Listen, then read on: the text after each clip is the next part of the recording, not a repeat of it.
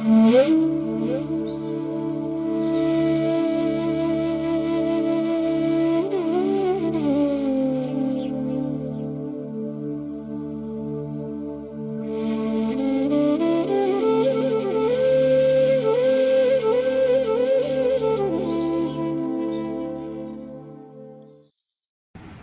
জননীং শারদাং দেবীং রামকৃষ্ণং জগদ্গুরুং পাদপদ্মে তয়ো শ্রিত্বা প্রণমামি মুহুর্মুহ। নমস্কার। শ্রী শ্রী ঠাকুর, শ্রী শ্রী মা এবং স্বামীজি মহারাজের রাতুল চরণে বলুণ্ঠিত প্রণাম জানাই। প্রণাম জানাই রামকৃষ্ণ মঠ এবং রামকৃষ্ণ মিশনের অন্যতম সহাধ্যক্ষ ব্রহ্মলীন শ্রীমৎ স্বামী গীতানন্দজি মহারাজের পুণ্যচরণে। পূজনীয় মহারাজের ভাগবত কথা গ্রন্থ থেকে সংগৃহীত একটি প্রবন্ধের আলোকে আজকে আমাদের সৎকথায় প্রতিদিনের মনন, যার বিষয় ভগবান ঐশ্বর্যময় ও মাধুর্যময়। সত্যি সত্যি ভগবান যেমন সব ঐশ্বর্যপূর্ণ, তেমনি তিনি সর্বমাধুর্যময়। ভগবান তাঁর 6টি মহাশক্তি, সেই 6টি মহাশক্তি কি না ভোগযুক্ত মতুপ আমরা জানি, ঐশ্বর্য, বীর্য, যশ, শ্রী, জ্ঞান এবং বৈরাগ্য, এই 6টি মহাশক্তির দ্বারা সকলকে বশীভূত করে রেখেছেন। আবার যিনি তার নাম, রূপ, গুণ, লীলাদির দ্বারা সকলের হৃদয়কে আকর্ষণ করেন বলে তিনি সর্বমাধুর্যময়। ঐশ্বর্য জ্ঞাননিষ্ঠ ভক্তেরা শ্রী ভগবানের ঐশ্বর্য দেখেই মুগ্ধ, তারা ভগবানের মাধুর্যের খোঁজ রাখেন না। আবার যারা সখ্য, বাৎসল্য, মধুর ভাবের ভক্ত, তারা ভগবানের মাধুর্য রসেই মশগুল হয়ে থাকেন, ভগবানের ঐশ্বর্য তাদের চোখেও পড়ে না। অর্থাৎ এই যে সর্বমাধুর্যটা কোথায় না গুণ লীলার দ্বারা করছেন, আর ঐশ্বর্য জ্ঞাননিষ্ঠ ভক্তরা ভগবানের ঐশ্বর্য দেখি মুগ্ধ। ওই যে 6টি মহাশক্তি যেটি দ্বারা তিনি রেখে দিয়েছেন, মোহিত করেছেন। ভগবানের মাধুর্য রসে আকৃষ্ট হয়ে গোপীরা চোখের সামনে কৃষ্ণের বহুবিধ ঐশ্বর্য লীলা দেখেছেন। পুতনাবধ, শকটাসুর বধ, যমলার্জুন ভঞ্জন, কালীয় দমন, গোবর্ধন ধারণ, এইসব দেখেও তারা কৃষ্ণকে ভগবান বলে বুঝতে পারেননি। কৃষ্ণ তাদের কাছে সামান্য শিশু মাত্র, এবং প্রাকৃত শিশুর মতোই তারা কৃষ্ণকে বশে রেখে তার লালন পালন, আদর যত্ন করেছেন। বিশ্বভুবনে ভগবান সর্বত্র সকলকে বশে রাখেন। কেবলমাত্র মাধুর্যধাম বৃন্দাবনে তিনি নিজে ভক্তদের বশে থেকে লীলা করেন এবং তাদের আনন্দ সাগরে ডুবিয়ে রাখেন। ঐশ্বর্য জ্ঞাননিষ্ঠ ভক্তেরা ভগবানের মাধুর্য দেখতে পায় না, আর মাধুর্যনিষ্ঠ ভক্তেরা ভগবানের ঐশ্বর্য ভাবে অন্ধ। ভগবানের মাধুর্য লীলায় তিনি নন্দ যশোদার অসহায় শিশুতে রূপান্তরিত হয়েছেন। মা যশোদা তাকে শাসন করেছেন, দড়ি দিয়ে বাঁধছেন। এ কি ভাবা যায়? যার কৃপা কটাক্ষে জীবের ভববন্ধন ছিন্ন হয়ে যায়, সেই তাকেই মা যশোদা বাঁধছেন। এই হচ্ছে মাধুর্য প্রেমের ঘনীভূত রূপ। এই প্রেমের কাছে ভগবান ছোট হয়ে ভক্তের আজ্ঞাবহ হন, আর এই অবস্থায় ভক্ত আনন্দ সাগরে হাবুডুবু খেতে থাকেন। ব্রজধামে সকলেই কম বেশি মাধুর্য ভাবের সাধক। দাম বন্ধন লীলায় যশোদার মাধুর্য ভাব এবং কৃষ্ণের প্রেমাধীনতার কথা বিশেষভাবে বলা হয়েছে। এছাড়াও সেখানে বহু লোক ছিলেন যারা গোপ জাতীয় নয়, যারা নীচ কুল জাত। সুখদেব সেজন্য একজন নীচ বংশজাত স্ত্রীলোকের মাধুর্য ভাব 2টি শ্লোকে বর্ণনা করেছেন। বলা হয়েছে যে নন্দভবনের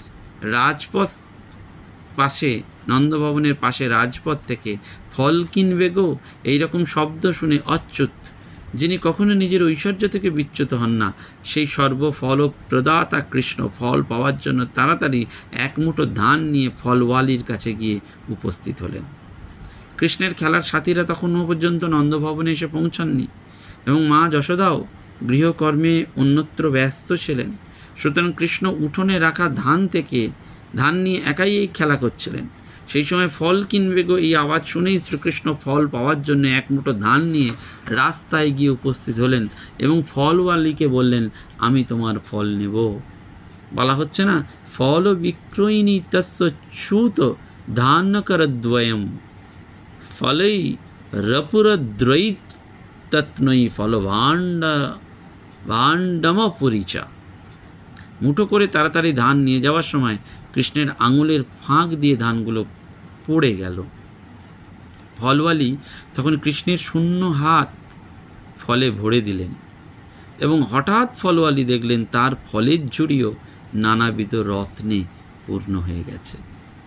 সুখদেব দুটি মাত্র শ্লোকে অতি সংক্ষেপে কৃষ্ণ এবং ফলওয়ালির কথা বলেছেন, কিন্তু সুখদেবের বর্ণনায় যেসব কথা উজ্জ্ব থেকে গেছে, রসিক ভক্তেরা সেটা বর্ণনা করেছেন এই বলে যে কৃষ্ণকে দেখে তাঁর সুমধুর কথা শুনে ফলওয়ালি এক অদ্ভুত ভাবাবেশে, এক অননুভূত আনন্দের আবেশে একেবারে আত্মহারা হয়ে পড়েছিলেন। কৃষ্ণের সামনে ফলের ঝুড়ি নামিয়ে হেসে বলেছিলেন, ফল নেবে, কিন্তু ফলের কি দাম দেবে? কৃষ্ণ হাতের মুঠো খুলে দেখালেন। হাতে করে ধান নিয়ে আসার সময় কৃষ্ণের ছোট ছোট আঙুলের ফাঁক দিয়ে প্রায় সব ধান পড়ে গেছে, মাত্র দু একটি ধানই হাতে লেগে রয়েছে। এই দেখে ফলওয়ালি বললেন, দু একটি ধান দিয়ে তো এইসব ফল কেনা যাবে না, সুতরাং ফলের বদলে তুমি আমায় কি দেবে বলো। শিশু কৃষ্ণের সঙ্গে কথা বলে ফলওয়ালি এক অদ্ভুত আনন্দের আবেশে মেতে উঠেছিলেন। কৃষ্ণ তখন বলেন, আমাকে তো সবাই এমনিতেই সব কিছু দেয়, দামের জন্য তো কেউ কিছু বলে না। আমার মা, আমাদের প্রতিবেশীরা আমাকে কত ক্ষীর, ননি, মাখন খেতে দেয়, তারা তো প্রতিদানে কিছু চায় না, তবে তুমি দাম চাইছো কেন? কৃষ্ণের কথা শুনে তাকে দেখে সেই ফলওয়ালির এক অদ্ভুত ভাবান্তর হলো, চোখ দিয়ে অঝরে জল পড়তে লাগলো, তার ভেতরে সুপ্ত বাৎসল্য ভাব জেগে উঠল। ফলওয়ালি বললেন যে, তুমি যেমন ক্ষীর নুনি খাবার জন্য তোমার মাকে মা বলে ডাকো, তার কোলে ওঠো, সেরকম তুমিও একবার আমাকে মা বলে ডাকো, একবার আমার কোলে ওঠো, তাহলে আমার সমস্ত ফলই তোমায় দেব, চিরদিন তোমার মায়ের দাসী হয়ে থাকবো। অর্থাৎ ফলওয়ালির ফলের উপর কৃষ্ণের লোভ হয়েছে, তাই ভাবলেন ওকে একবার মা বলে ওর কোলে উঠলে, ও যদি এতগুলো ফল আমায় দেয়, তবে ওকে একবার মা বলতে আর ওর কোলে উঠতে তো কোনো দোষ নেই। ও তো আমাকে আমার মার কাছ থেকে কেড়ে নিয়ে যাবে না, তার উপর তো আমার মার দাসী হতেই চাইছে, সুতরাং ওকে মা বলে ডাকলে আর ওর কোলে উঠলে কোনো দোষ হবে না। এই ভেবে, এই চিন্তা করে কৃষ্ণ এদিক ওদিক তাকিয়ে দেখল কেউ কোথাও নেই। এই সুযোগে সে ফলওয়ালিকে মা বলে ডেকে তার কোলে উঠে তাকে কৃতকৃতার্থ করলেন। এদিকে কৃষ্ণের মুখে মা ডাক শুনে তাকে কোলে পেয়ে ফলওয়ালি আনন্দের আতিশয্যে একেবারে দিশেহারা হয়ে পড়লেন। যাকে এক মুহূর্ত ধ্যানে দর্শন করবার জন্যে মুনি ঋষিরা যুগ যুগ ধরে তপস্যা করছেন, সেই সচ্চিদানন্দ পরম বিগ্রহ মর্যাদা পুরুষোত্তম ভগবান শ্রীকৃষ্ণকে ফলওয়ালি নিজের বুকের কাছে পেয়ে গেছেন। আনন্দে তাকে দিশেহারা তো হতেই হবে, এবং শুধু তাই তো নয়, বাকি জীবনটাই তার এই অনির্বচনীয় স্মৃতির আনন্দে ভেসে চলবে। যাই হোক, ফলওয়ালির সেই উচ্ছ্বাস একটু প্রশমিত হলে কৃষ্ণ তার কোল থেকে নেমে দুই হাত পেতে বললেন, এবার আমায় ফল দাও। ফলওয়ালি আনন্দে আত্মহারা হয়ে তার ঝুড়ি উজাড় করে সমস্ত ফল কৃষ্ণের হাতে দিয়ে দিল। ফল নিয়ে কৃষ্ণ ধীরে ধীরে বাড়ির মধ্যে চলে গেলেন, আর ফলওয়ালি এক দৃষ্টিতে সেই কৃষ্ণের চলে যাওয়ার দিকে চেয়ে রইলেন। কৃষ্ণ তার চোখের আড়াল হতেই ফলওয়ালির সামনে যেন এক পরিদৃশ্যমান জগৎ লুপ্ত হয়ে গেল। সঙ্গে সঙ্গে তার হৃদয় জীবন্ত হয়ে উঠল শ্রীকৃষ্ণের অনিন্দ সুন্দর মূর্তি, তার ফল চাওয়া, তাকে মা বলে ডাকা, তার কোলে ওঠা, এইসব চিন্তায় বিভোর হয়ে ফলওয়ালি যেন এক দিব্য বাৎসল্যভাবে দিশেহারা হয়ে চলতে লাগলো। কোথায় যাচ্ছে, কেন যাচ্ছে, কিছুরই ঠিক নেই। হঠাৎ তার মনে হলো তার শূন্য ঝুড়িটা যেন খুব ভারী বোধ হচ্ছে। ঝুড়ি নামিয়ে দেখল যে তার শূন্য ঝুড়িটা নানাবিধ মণি মাণিক্যে পূর্ণ হয়ে গেছে। আশ্চর্য হয়ে ভাবলেন, এ আবার কি? আমি বনবাসিনী, আমার ঝুড়িতে এত ধনরত্ন কোথা থেকে? তার হৃদয়ে দিব্য জ্ঞানের উদয় হলো। অনুভব করলেন সে যে স্বয়ং বালরূপী ভগবানই তার সঙ্গে এইভাবে খেলা করেছেন। তখন সে কাঁদতে কাঁদতে বলল, হে হৃদয় সুন্দর, আমি গরিব, জ্ঞানহীন, ফল বিক্রি করে জীবন ধারণ করি, তাই মোহের বশে তোমার কাছেও ফলের দাম চেয়েছিলাম। তাই কি তুমি তুচ্ছ মণিরত্ন দিয়ে আমায় ফাঁকি দিতে চাইছো? কিন্তু তা তো আমি আর কিছুতেই হতে দেব না। তুমি যখন একবার আমায় মা বলে ডেকে আমার কোলে উঠেছ, তখন তো আর আমি তোমায় ছাড়তে পারবো না, প্রাণ গেলেও না। তুমি যদি আমার কথা না শোনো, তবে তোমার মায়ের কাছে গিয়ে তার পা ধরে অঙ্গনের এক পাশে দাঁড়িয়ে তোমার মধুর বাল্যলীলা দেখে জীবন সার্থক করব। এইভাবে চিন্তা করতে করতে ফলওয়ালির হৃদয় তখন ভক্তি এবং বৈরাগ্যে পূর্ণ হয়ে উঠল। তখন সে রত্নপূর্ণ ঝুড়িটি ফেলে দিয়ে অশ্রু, পুলক, কম্প প্রভৃতি অষ্ট সাত্ত্বিকভাবে পূর্ণ হয়ে বেহুশের মতন কোথায় চলে গেল, আর তার কোনো খবর পাওয়া গেল না। রবীন্দ্রনাথের খেয়া কৃপণ কবিতায় রয়েছে, এক ভিখারি ভিক্ষা করতে বেরিয়েছে। এমন সময় সে দেখলে কোনো এক মহারাজা রথে চড়ে যাচ্ছেন। ভিখারি ভাবলে, আজ আমার মহাভাগ্য সুপ্রসন্ন, মহারাজ কত ধনধান্য রাস্তায় ছড়াতে ছড়াতে যাবেন, তাতেই আমার ভিক্ষার ঝুলি ভরে যাবে। আজ আর আমায় দাঁড়ে দাঁড়ে ভিক্ষা করতে হবে না। সহসা মহারাজা ভিখারির সামনে এসে একটু হেসে হাত পেতে বললেন, তুমি আমায় কিছু দাও। ভিখারি লজ্জায় মাথা নিচু করে তার ঝুলি থেকে একটা চাল মহারাজের হাতে দিল। ঘরে ফিরে ভিখারি দেখল তার ভিক্ষার ঝুলির মধ্যে একটি সোনার দানা রয়েছে। তখন সে ভাবল, দিলেম যা রাজ ভিখারি রে, স্বর্ণ হয়ে এলো ফিরে। এখন কাঁদি চোখের জলে, দুটি নয়ন ভরে, তোমায় কেন দিইনি আমার সকল শূন্য করে। এখানে ভিখারির ধনের আকাঙ্ক্ষা ছিল, তাই প্রাণ ভরে সে রাজাধিরাজকে নিজের সব কিছু দিতে পারেনি, দিয়েছিল একটা তণ্ডুল কণা। পরে এই ধনাকাঙ্ক্ষার জন্যেই তার ক্ষোভ হয়েছিল। তখন যদি সে ঝুলি উজাড় করে মহারাজকে দিতে পারত। এদিকে ফলওয়ালি ভালোবেসে তার ঝুড়ি উজাড় করে বালকৃষ্ণকে ফল দিয়েছিল। তার কোনো ধনাকাঙ্ক্ষা ছিল না, কিন্তু তখনও সে দেখল যে তার ঝুড়ির ধনরত্নে পূর্ণ হয়ে গেছে। তখন বললে, এগুলো নিয়ে আমি কি করব? আমি তো সেই ধনরত্ন চাইনি, চেয়েছিলাম তোমাকে। তাই ফলওয়ালি ওই সমস্ত ধনরত্ন ফেলে দিয়ে বোধহয় তাঁরই সন্ধানে চলে গেলেন। জগতের লোক ধনরত্ন চায়, কিন্তু জগতের যিনি অধীশ্বর তাঁকে চায় না। সাধারণ মানুষ জগতের ঐশ্বর্য ভোগ করতে চায়, আর ভক্ত চায় ভগবানের মাধুর্য সম্ভোগ করতে। ফলওয়ালি যে কোথায় গেল, ভাগবতকার তার সম্পর্কে আর কিছু বলেননি, কিন্তু রসিক পণ্ডিতরা তারা তো ছাড়বেন না। তারা ভাবছেন, লিখছেন, অনুসন্ধিৎসা করছেন যে ফলওয়ালির অন্তিম গতি কী হলো।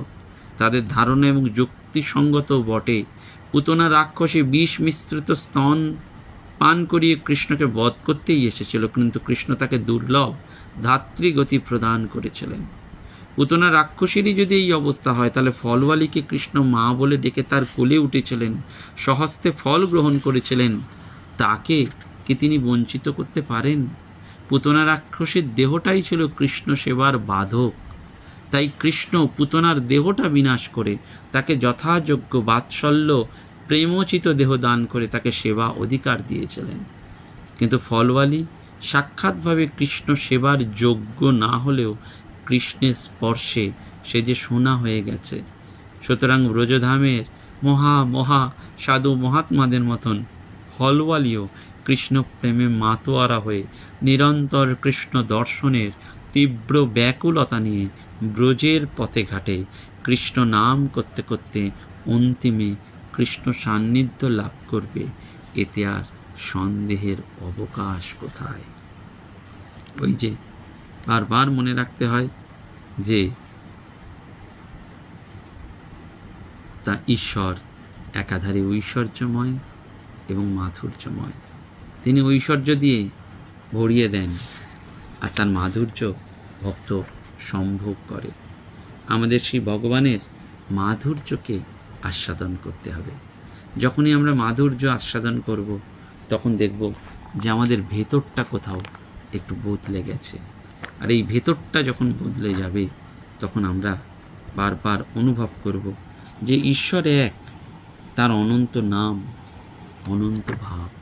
সেই অনন্ত ভাবময় ঈশ্বরের একটু আশীর্বাদ, একটু কৃপা, একটু করুণা, সেটি আমাদের একমাত্র কাম্য।